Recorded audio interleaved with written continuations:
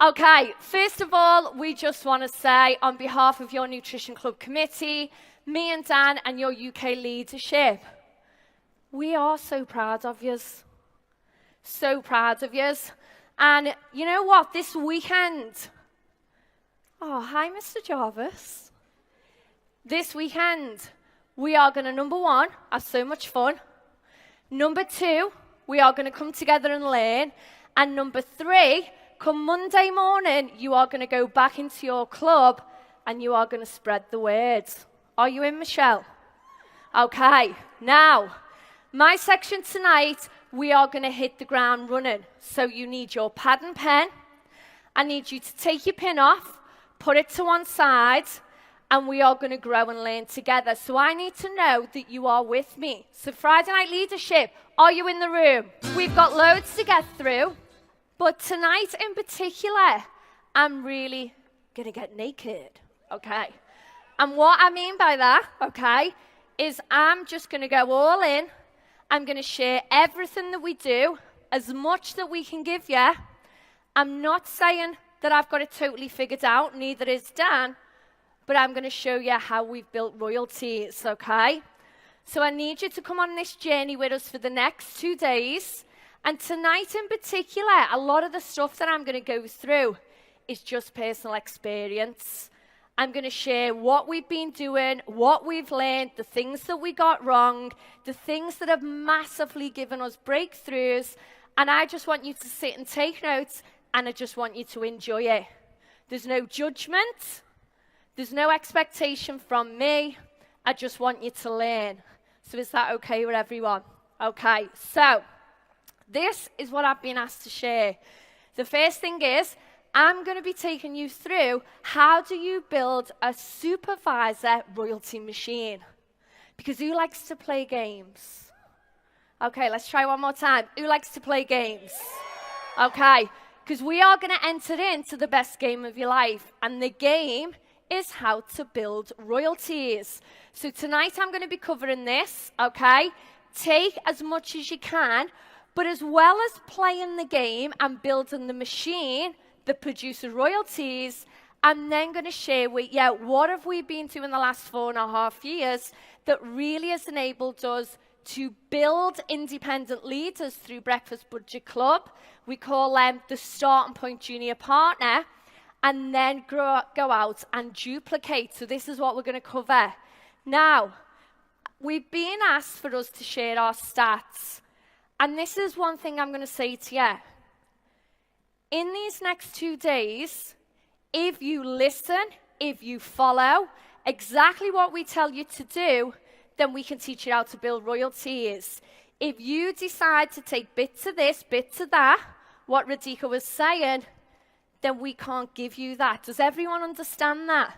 So what's important is as we go through the next 2 days, I want you to listen carefully, maybe think about where your business is at this moment in time, and what are the gaps that you need to fill, okay? And I'm going to come back to this slide. Now, let's just start really quickly sharing my story. Now, tomorrow you are going to hear me and Dan.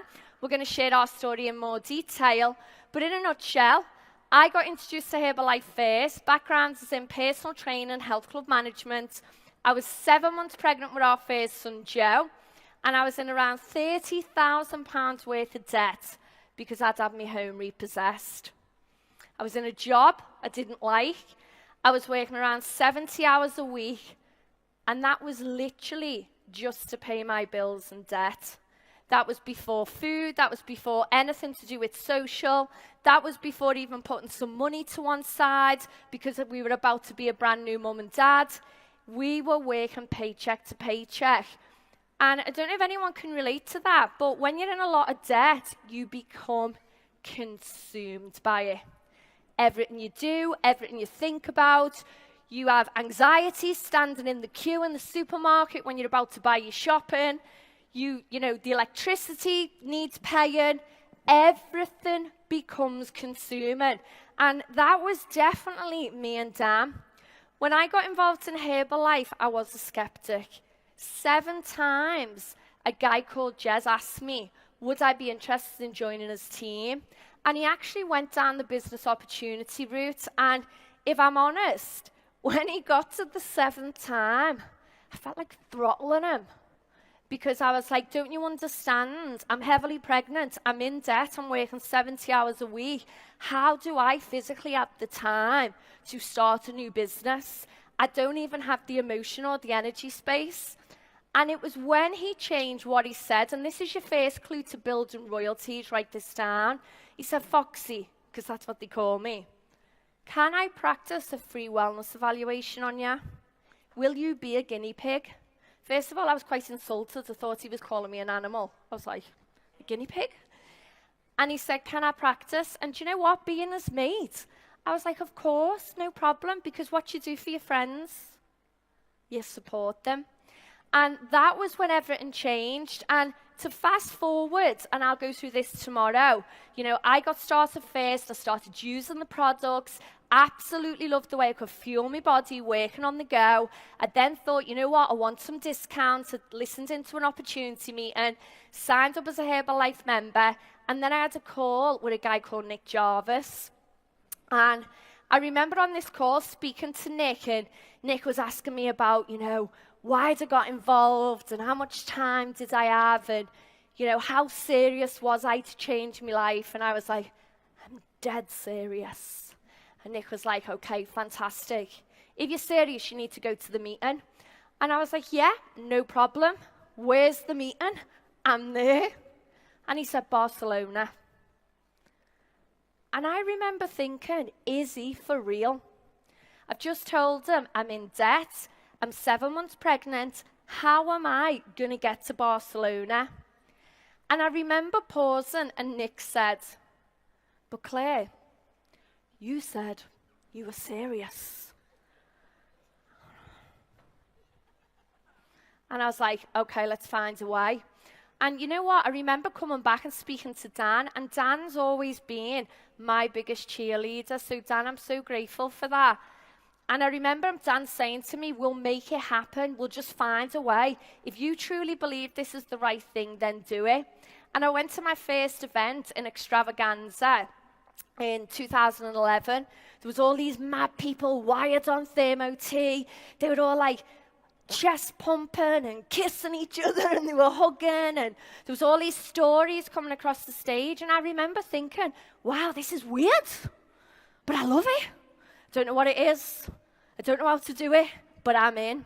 And I was in because I felt the energy, and I was in because I heard the testimonials. And I remember coming back from that event and just thinking, do you know what? I don't really know what this is, but I can feel it. I'm teachable. I'm hardworking. You know, in my career, I was never frightened of getting up early and doing long days to be successful. And I thought, if I can just channel that into this Herbalife thing, yeah, maybe I can be successful. And that's what I did. For the first year, I did it from home. And then by year 2, and we'll go into this tomorrow, but me and Dan had set up a business that was Dan's plan B to get out of the corporate bank rat race as a corporate banker. And we'd set up this cleaning company, and our situation massively changed. We were at a crossroads. And that was the point when Dan got involved. And I remember at that point, we said, okay, let's really commit to this. Let's build this around our full-time job. Joseph was around 1 year old by now. And let's really go to work. And for us, it definitely was about building something that would release us from our full-time jobs. And the business exploded. And you know what? We really thought we'd made it. We really did. We had no pathway, though. When I look back, we went to millionaire in 2 years. We had no structure. We weren't even really a part of a mission. We were just doing this thing. That's the only way I can describe it. We also, as well, when I look back, we had no leadership development program because the business just exploded and we were just like, go, go, go, go. We also, as well, were massively bringing in our circle of influence, our friends and our family. We had no idea that at some point that was probably going to dry up, and we hammered it hard. We went for it. And no sooner did we go to Mill Team, the business starts to come backwards. And I don't know if anyone who's been around for a long time or who's been in this situation, but because we had no pathway, no weekly training structure, we weren't clear what we were doing, we had no leadership program, the check started to come backwards and we ignored it. And we just kept saying, everything's going to be okay. We'll just work harder. We'll just go out and have more conversations. We just need to recruit more people. And as the check went backwards, we entered what we call now the President's Team Boot Camp. And that was 6 to 7 years of struggling, carrying shame, feeling defeated, coming to events. And I almost felt like every time I came to the event, I'd have to put this mask on and pretend everything was okay. And do you know what? I was really good at it. I could show up at the event, I had energy, and inside I used to feel like crying. And I remember Dan almost dragging me there saying, we will not quit. And I remember the leadership in the UK. I remember Fiona having calls with Dan. Dan was in our bedroom, broken. Fiona was coaching him. I know Justin and Laura, they were reaching out. Matt Elliott, if you're in the room, I remember sitting on our path and you having really strong words with me. You kept me in the business at that point because I was out, and I'm so grateful for that. And then everything changed. Yeah, give them a round of applause. Because you will never meet a family like Herbalife people. They have got your back no matter what. And I remember when it changed and we went to Seville, we both couldn't afford to go, and I went first. And I remember sitting in the room, and Radhika, we are so grateful, because for the first time ever, I heard maybe how we fitted in Herbalife. Radhika gave me belief that all them skills that we had in our profession, in our businesses, in our careers, we could bring them into Herbalife, and we could build a business that had growth, sustainability, structure, was purpose-driven. I could see it. And it was the first time in years that I thought, oh my goodness, we can do this. And I can remember going home and speaking to Dan, and I was like, Dan, we're going to open a nutrition club. Dan was like, we're definitely not. And I was like, no, Dan, you don't understand. This is going to change our life. And he was like, yeah, I do understand, and we're not doing it. And I was like, no, Dan, I'm going to Ireland. He's like, what are you going to Ireland for? And I said, we need to research clubs. Radhika said, he said, if I hear one more time what Radhika said, and I was like, no, but you don't understand. Radhika said, we've got to do our research. So we're going to spend 6 months researching clubs. And that's what we did. Massive, massive thank you to the Irish team in the room, because you opened your hearts and doors to us. So we came back from Ireland after researching clubs, and you know, one of the big things for us was we did our research. There was so many different nutrition club versions out there globally. Anything that we could watch, we watched. Anyone we could speak to. But we knew the biggest thing after speaking to Nick was we had to get professional. We'd spent years in Herbalife being amateurs. We had an amateur approach. We had amateur work ethic when I look at it now. We had amateur mindset of what we were looking to create. And I remember Nick saying, a massive thank you, Nick. Well, it was like a slap in the face. He said, Claire and Dan, if you're serious about being successful, whatever way you're going to rebuild this, you have to look in the mirror. You have to look in the mirror, and you have to get used to being uncomfortable. That has to become the new norm. You also have to get used to challenging yourself and knowing that this is going to be hard work. And do you know what? At that moment, through Radhika and Nick bringing us together, me and Dan were all in. We were all in. We also as well knew at that moment that we wanted to build a business that unlocked all 5 income streams. And what was funny was I only ever thought there was 4. And when I heard there was a 5, I thought this game gets even better. I mean, and then we started to research, well, what was the fifth income stream? And we started to hear about the Mark Hughes bonus. And I was like, well, me and Dan were like, we want a little bit of that. So then we started to go, okay, we really need to set that intention that we build a business model that unlocks all five. Why play half a game? I mean, if we're going to go in, we might as well go all big. And that was what we started to do. But the number one thing was about building a business with growth and sustainability. We were not in it for speed. We were in it for professional royalty growth. Write that down, there's a difference, professional royalty growth. We then started to talk about, okay, we need to have a mission. And I remember Dan saying, every big successful company has a mission. And Radhika had spoken about this in Seville. So we started to create and our mission become clear. We were going to help 10,000 people to get healthier. And we were going to be purpose-driven. We then thought, okay, well, we need the how. If we're going to help 10,000, we need to create a very clear vision. And remember, we wanted all 5 income streams. So we needed to build a business that yet built royalty, but also as well, we were able to do duplication because we knew we were capped with how many people we could help on our own. So we set a big vision to create 100 profitable breakfast budget clubs, and that was it, and we called that Club 100. Now, what I'm going to share now is the 5 things that we learned have really helped us to create a supervisor machine, a royalty building machine.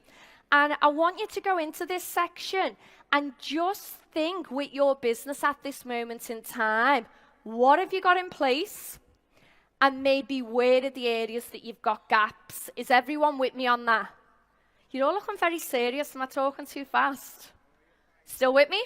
Okay, great. So these are the 5 things that I'm going to cover. We're going to talk about having a vision. We're then going to talk about what's your vehicle, because you need a vehicle to move people into the marketing plan. We're then going to talk about the pathway, and we're going to talk about the weekly training structure and the career ladder to build leaders. And I'm going to share what were our insights along the way and what have been our breakthroughs. But the biggest thing is clarity. Write that down. When you have laser clarity, then you become limitless. And every single one of you in this room are limitless. Tonight, I give you permission to join our mission because each and every one of you are in mine and Dan's organization. Together, we are going to create royalties and make an impact. All good? Okay. So my question to you is, what is your vision?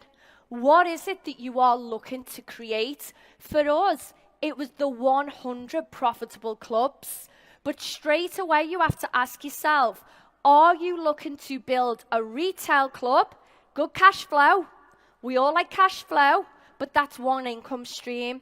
Or are you looking to build an academy club that produces royalties? There's a difference. Because from day one, I don't care if you've been in the business and you're a junior partner and you've been in 3 months, 6 months, 6 years, 20 years, I'm asking you the question, what is your intention? Because what you set now for what you create will become your reality. All still with me? Okay. Now for us, we decided that we wanted to make the game interesting. So we had to go at mapping out the marketing plan, and we were like, okay, based on the business unit, speaking to Dan, listening to Radhika, speaking to Nick, how many profitable clubs would we need to move up the marketing plan? Because if I could sit down with someone like Grace and Gav and go, right, okay, where do you want to get to on the marketing plan? And they say, President's team, I have clarity of how many profitable clubs they need to build in order to make that a reality. Are you all still with me? Okay, brilliant. Now, the next thing is you need your vehicle. And this is really important because, over the years, and I'm going to say this with tongue in cheek, loads of people said to us when we were open 7 till 11, why don't you have a lunchtime club too? Nick's laughing. And then it was like, why don't you, Fi's laughing, why don't you open your club overnight? And straight away, me and Dan were like, no. And I'll tell you why it was no, Quentin. Because we always knew that we were looking to attract people who wanted to do what we did. And how good is this? We're looking for club owners who work 6 mornings a week, 7 till 11, and with hard work, commitment, you can earn between £4,000 and £8,000 a month. Does that sound good to you? Okay. There's a difference. Whereas if I say to you, and you've got to go out every night, and it's 14-hour days, why is Rita going to want to leave? She's a professional. A full-time job. She's got a career, fairly good pay. The attraction's not there. Because remember, we want to go big. We want 100 profitable clubs. But we want to find 100 people to repeat that vision. Are you all still with me? Okay, brilliant. Woo! Yes. Now, let me just go back to this because Radhika touched on some of this, and this is important, and Jeb mentioned it. You're going to hear the detail around the Breakfast Budget Club vehicle, but there's one thing for me and Dan. It's a training ground to find club owners. And what the club enables you to do, front loading the day, is to impact the efficiency of everything. Impact the efficiency of working with customers, finding people to join the team, getting results, maxing out referrals. Because we want to work smart. Yes, we work hard, but it's about efficiency of the system. Does everyone get that? And this is really important. So you have to make sure that your intention doesn't stay as a retail club with an academy. So I'm going to ask you, is your club retail or academy? Which one do you want? Shout it out. Which one do you want? I didn't hear you. Which one do you want? Are you willing to work for it? Are you willing to listen? Are you willing on Monday morning to go back into your club and perform like a supervisor? I'm getting really hot. I think like the thermo and the lift-off's kicking in. That was the thermo you gave me before, Adika. Now, the next thing is, out of these 5 things you need to build the machine, is we understood that we needed a pathway. How do we move people from customer to supervisor? And this was a game changer for us. I remember going to Extravaganza, and Dan's going to laugh about this now. And Quentin gets on stage, and do you remember you come out with a trumpet? I mean, Quentin, I just loved that, because I was like, oh my God, this guy. And he started showing these circles on a diagram. And what Quentin was showing was a flow. And we were like, we get the circles. We don't have any circles. And I was going to Dan, we don't have a flow. Like, we just don't have anything like that. And Dan was like, we need to become like Quentin. And I was like, yeah, you get your trumpet out, I'll draw the circles. And I say that in jest because we were inspired and we identified a blank. So we started to work on the pathway, and this weekend, you are going to be trained on every step of the pathway. But the biggest thing that was a game changer for us was we had to put people through the pathway ourselves. We were never going to go into our organization and test pilot on a load of people. We had to do it first. We had to get into production. And a couple of things, and the guys on stage have said it. The green blob is all about connecting and an activity. Yeah? The red arrow is a conversation. And what's important is if you want duplication and you want to build this machine to people to supervise it, people have to have clarity. They need a very simple checklist at each part of the green steps. What do I do? Okay? They then need to know, what do I say to move to the next bit? And the only way that you get better at that is by pushing people through the pathway and practicing it over and over. The next thing is we identified 2 key parts on the pathway, and write this down. Number 1 was we needed a specific point when we would invite people to look at the opportunity. And for us, it was on the 2-week review. We had a checklist and a specific script of how do you invite someone to listen into the ambassador meeting. Because it wasn't just about driven on personality and us remembering. We wanted to teach thousands of people to do this. Because the whole purpose of the pathway is to move people into the marketing plan. Because that's the game. And when we got clarity on that and we started to teach it, we were doing it. More people were doing it. More people were doing it. Recruitment was going up and supervisors started to rise. And then the next part was when people listened into the ambassador meeting, it was getting clear that there's a place for everyone and you have to find out where they fit. We spent years trying to make everyone be a president's team member. Whereas by building relationships and finding out and meeting them where they're at, do they want to be an ambassador just ordered at a discount, connect, relationship and retain? Or do they want to join the trainee coach program, connect, help put money in the pocket? Or do they want to go on to possibly be a business builder? That was the biggest game changer of not burning people out. And by the way, when we started to teach that, our club started to fill and we started to retain. When people felt safe and they trusted us, they started to refer and it started to grow. But that's your machine. And I want you to remember that when you go into this weekend. Now, the next thing was that in order to move people through, we had to have a training structure. But the training structure initially was down to me and Dan putting people on it. We had to show our team that we needed to breed supervisors ourselves. We needed a place also to start the process to develop leaders. So the training ground for these new leaders, getting people involved in sharing the testimonial, being on panels on the academy, training on the products was the first foundation of getting these people ready. And a lot of the people you're going to see on stage this weekend, they started on them calls as customers. They then went on to the ambassador and shared the testimonial. They then went on to academy and they were on a panel, terrified. And now this weekend you're going to see them on stage training. That is nourishing people's potential. Are you all still with me? Yeah? Okay.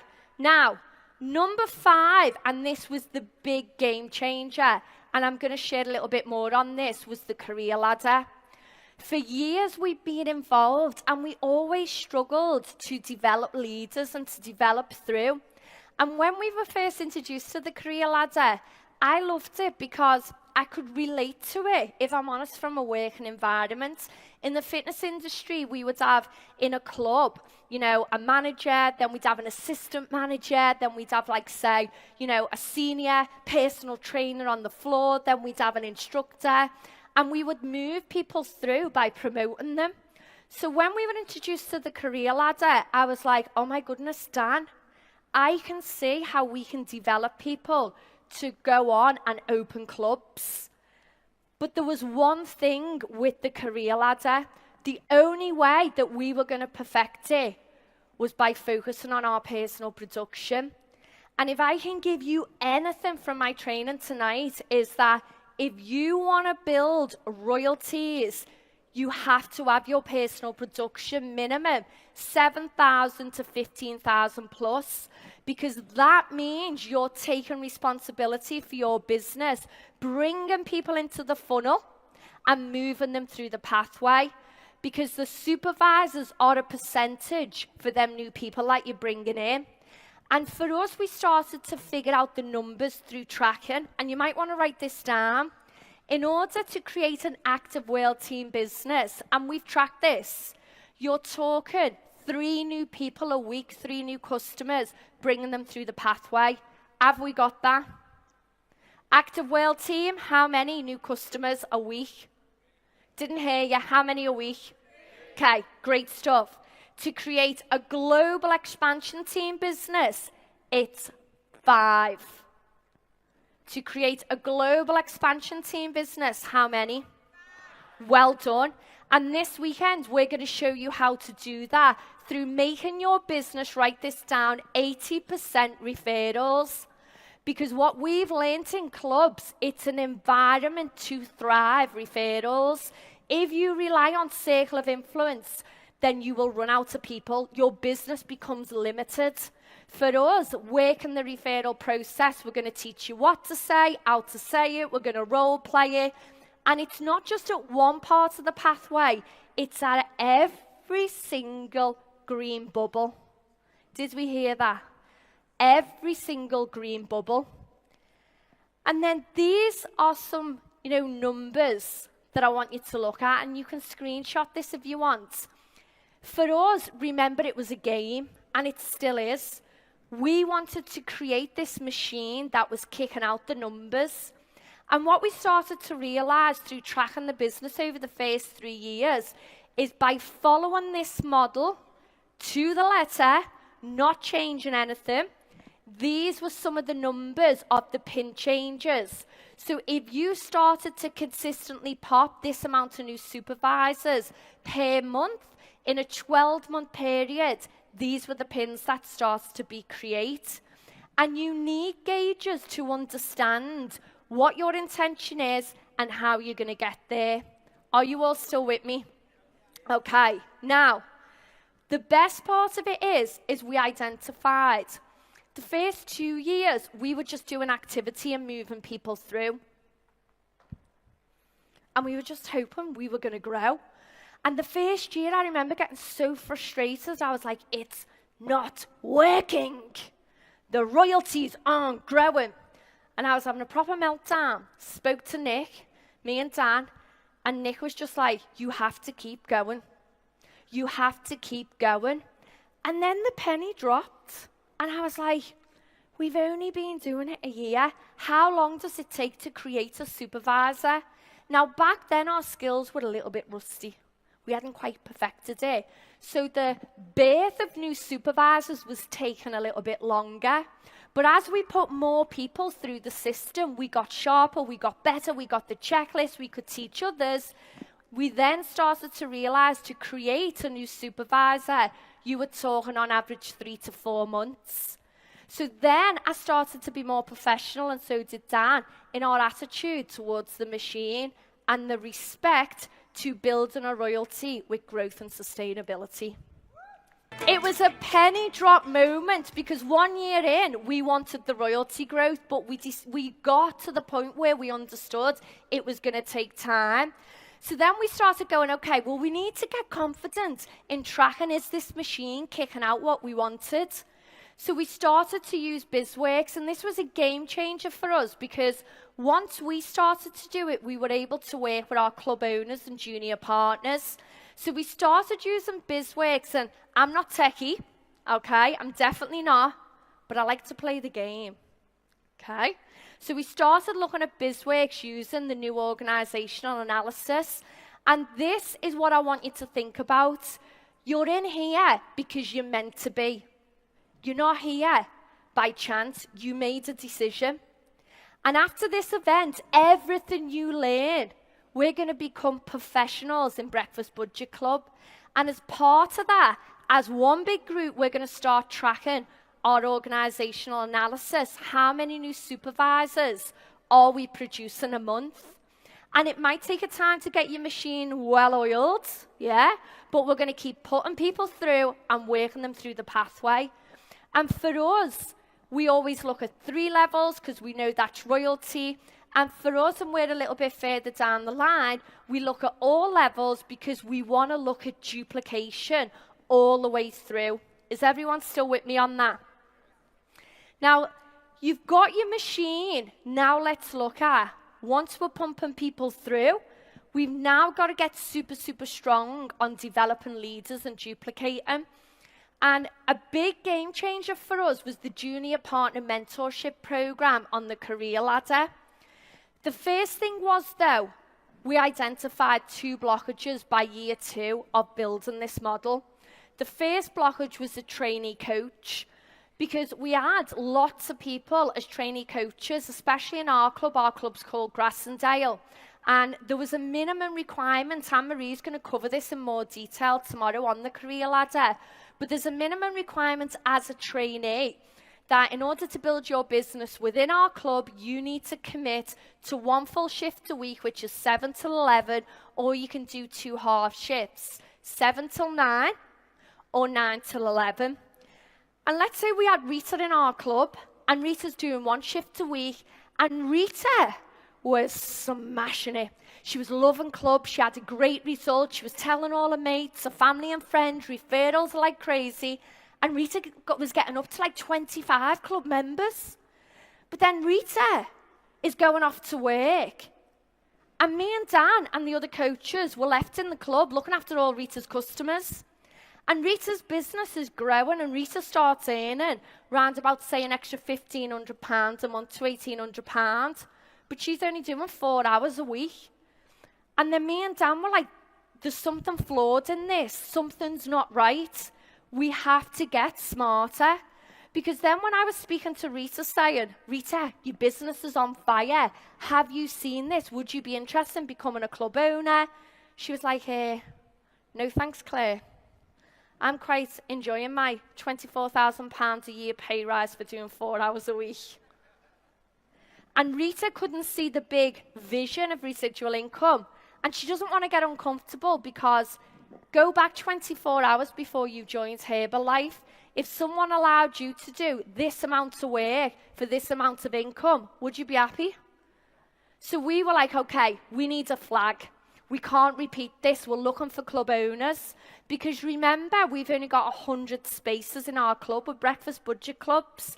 And if Rita's taken up 25 and she's got no intention in becoming a club owner, we've only got 75 spaces to find the next club owner. We're screwed. So we started to say, okay, once someone got to 10 to 15, we needed to have a connection chat with them and find out what it is that they want, where did they want to go with it.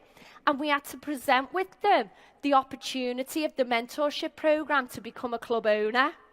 And that was a game changer for us, because what that enabled us to do was to stay with our eyes on the prize, which is duplicating clubs. We needed them spaces for people who wanted to go on and graduate as a club owner. Does that make sense? And then when people got to 10 to 15, and if Rita said, do you know what, Radhika? It's not for me. I just want to be part-time. I was like, no problem. I absolutely love having you in club. So right now, we're going to look after these 10 to 15 people. But anyone new you bring in, they need to go in the online club. Because we need these spaces for people who want to go on and duplicate with an academy. Is that okay with you?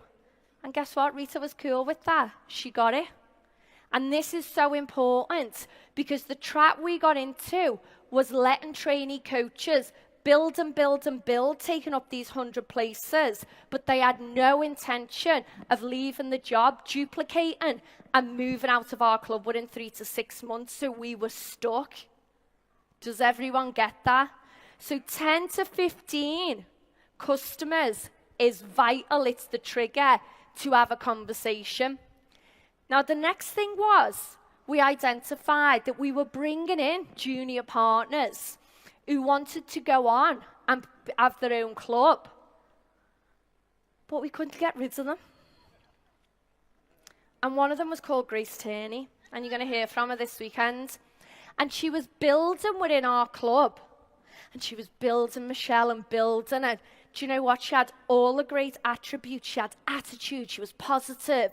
She was a go-getter. She was fantastic on the floor. She had big vision. But when she was ready to move out, when she had a certain amount of people, she goes to me and Dan, I've been thinking, I think I'm going to stay a little bit longer. Dan was like, no, you're not. You've got 2 weeks and you're out. But we identified that we had to get clarity on the role. So we started to look at really refining the junior partner program of what did it consist of, what was the requirements. And when we started to document it, so we had it actually wrote down, then we were on the same page with these junior partners, that we knew when we were bringing them in, we could have clarity of, this is the requirement, this is what we're going to be doing. But on the next step, this is what we're going to build in the safety net of our club. We're going to help you build a club within our club where you can learn and grow the skills and the mindset. You can build 30 to 40 club members, 2 to 3 serious trainees, but it's a temporary position. Write this down. It is 3 to 6 months. And I'm going to be honest with you. Within 3 to 6 months, they need to move out. Because if you keep them longer than 6 months, and we've learned this, we changed it to 12 months, the junior partner gets way too comfortable. The culture of the club becomes that people stick rather than moving through the career ladder and graduating and moving out. Do you understand that? So it's important that your junior partners know that, number one, they're selected by the club owner. Number two, it's a temporary position. It's a mentorship, 3 to 6 months. You're going to help them develop the skills, build the business, pick their business up, move out, and open their club in profit. They already have a customer base. They already have a team in place. They have skills, and they've experienced it. That was a game changer for us. And then the next breakthrough was, and I don't know if anyone can relate to this, but we started putting people on the ambassador call, moving them along. And we were building the business with hope. And there's a difference. And when I say that, it was we were putting people onto the ambassador call, relying on the ambassador call to showcase, but to find these people who were going to become our 100 club owners. And our ratios were okay. But Dan was like, we need to get better at this. We need to get better. So we started being more proactive and teaching our trainees, our junior partners and club owners how to proactively speak to people, Rita, on the club floor, and speak to them about saying, listen, Rita, I'm not sure if you know, but we're actually going to be opening hundreds of these around the UK. And we're looking for club owners who have a passion to help people. They want to work Monday to Friday, 7 a.m. till 11, maybe earning with hard work and effort £4,000 to maybe £8,000 a month.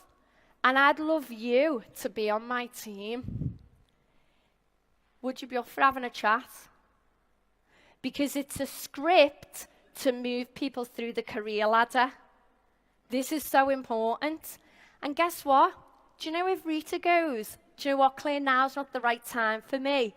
The biggest compliment you can give anyone in your club is saying, I would love you on my team.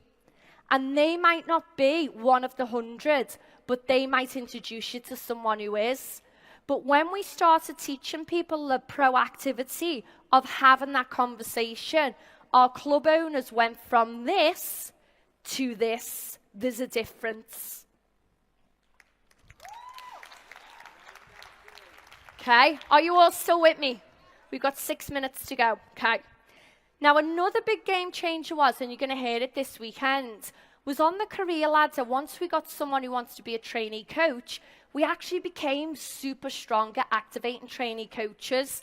And Lee Duffy is going to train on this on Sunday. And we got really strong at it because we had a checklist. We would actively role play it. We'd do tell, show, try, do. But we weren't doing that for junior partners. So we identified that we had a blockage. We had to get super professional at activating junior partners. So the next thing was we actually created an activation checklist for junior partners. And this is Sarah. Give Sarah a massive cheer because this is her first leadership training. And all these documents are going to be shared in the UK Junior Partner and Club Owners channel on Monday. For anyone outside our group, that's where the documents will go. But then we identified with the Junior Partner Mentorship Program 3 other things. The first thing was we identified that we weren't professional about communicating expectations. So we came up with a document called the Junior Partner Agreement. And again, I can't train on this, and you're going to get it on Monday. But this was just something that we could sit with someone who's a new junior partner and get them to read and sign it. So we were all crystal clear what was expected with their activities, their behaviours, the way they would conduct themselves. And this was signed and dated and put in a folder in club. The second thing was we identified we needed to make sure that these junior partners had skills and the right mindset. So when they graduated out of our club and they opened, then they were the right mindset, they were developed, they had the skill set to be successful. And this is important. We are not in the game of just opening clubs. We are in the game of opening profitable breakfast budget clubs that are run by leaders. Okay?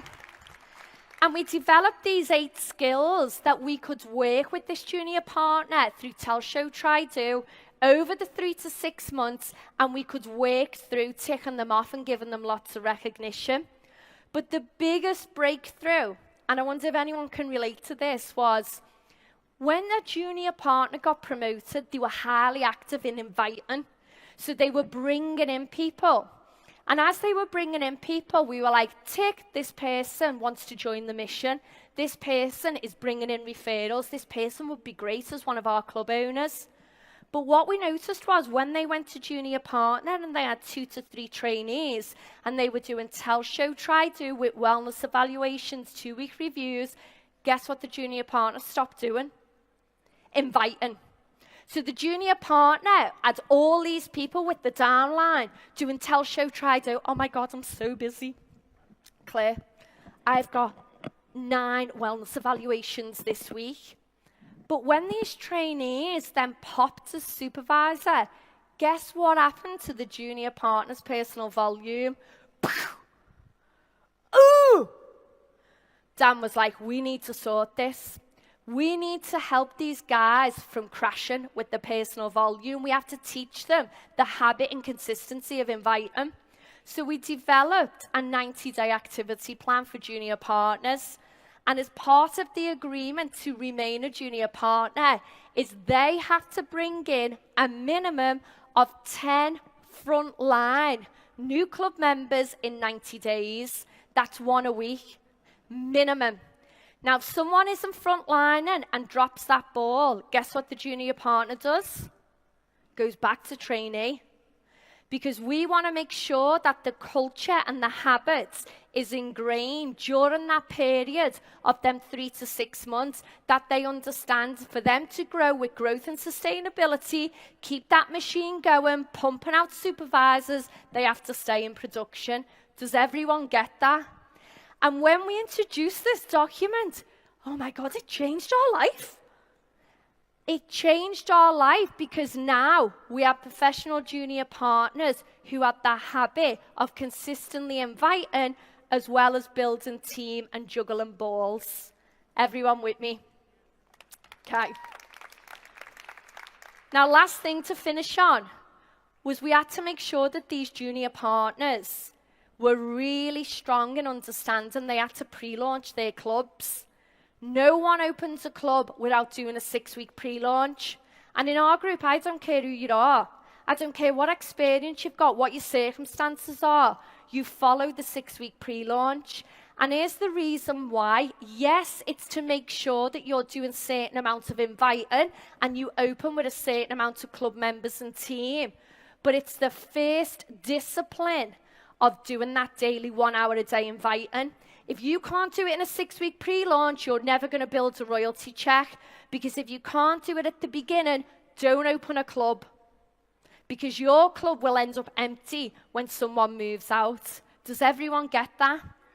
And this week, every speaker you're going to hear on stage talk about how they pre-launched the club, how many club members they opened with, and how many trainees. And this is a fundamental part of developing the leaders. And when they move out, this is what they pick up and move with.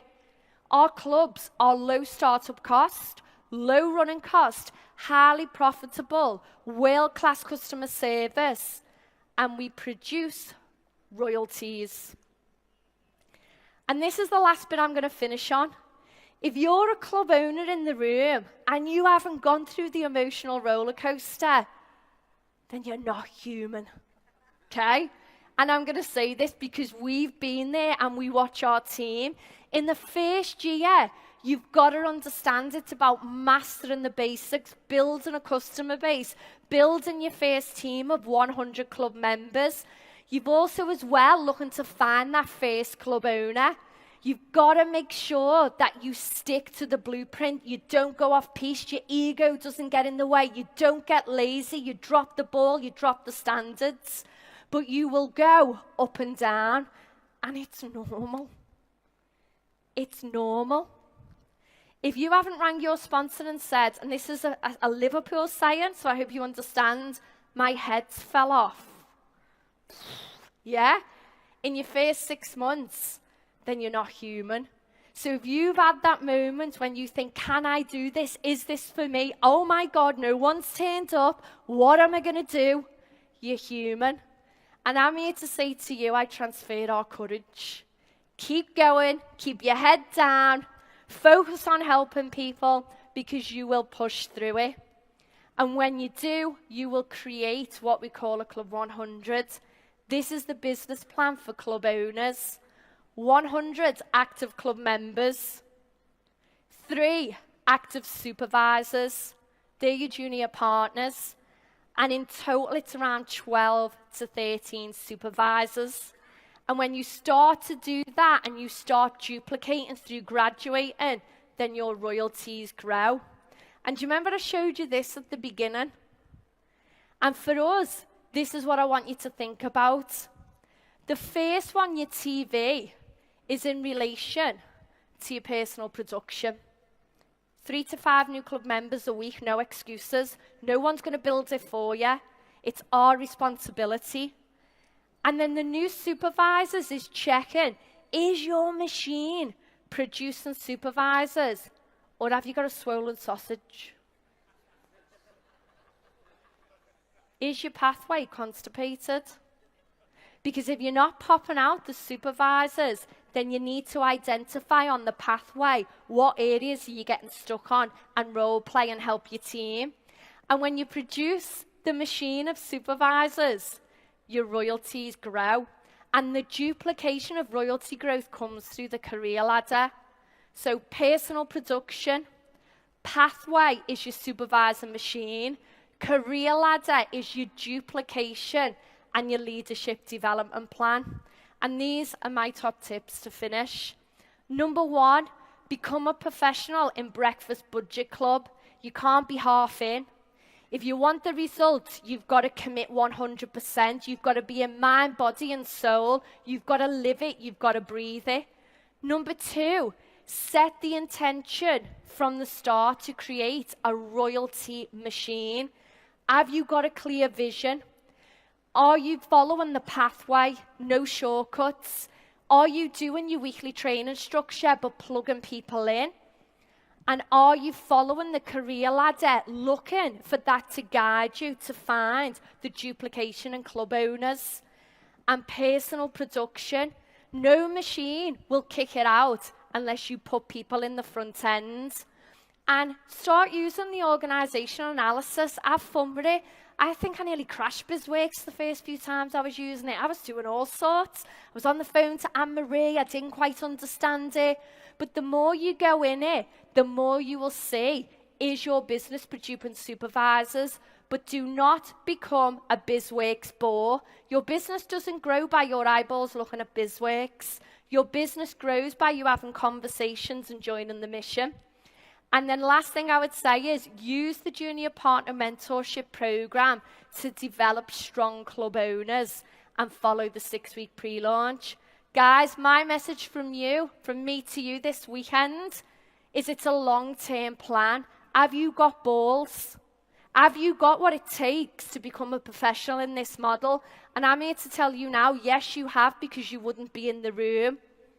You need desire, you need patience, You need to have consistency.